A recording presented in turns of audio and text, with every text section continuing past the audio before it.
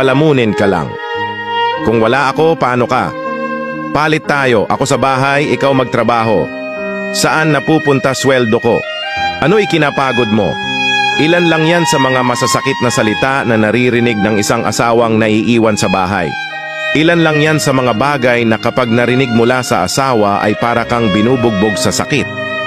Ilan lang yan sa mga bagay na isinusumbat dahil sa tingin niya ay wala kang naitutulong. Akala kasi ng ibang asawa, sila lang ang may karapatang mapagod. Akala nila sila lang ang may ambag at pakinabang.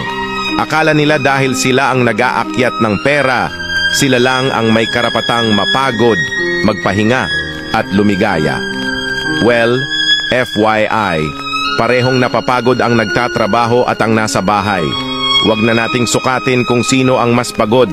Basta ang klaro, parehong napapagod, parehong may naiaambag, at parehong kailangan ng pahinga at maayos na tulog. Let us remove the thinking na kapag nasa bahay ay walang ginagawa at puro hilata lang.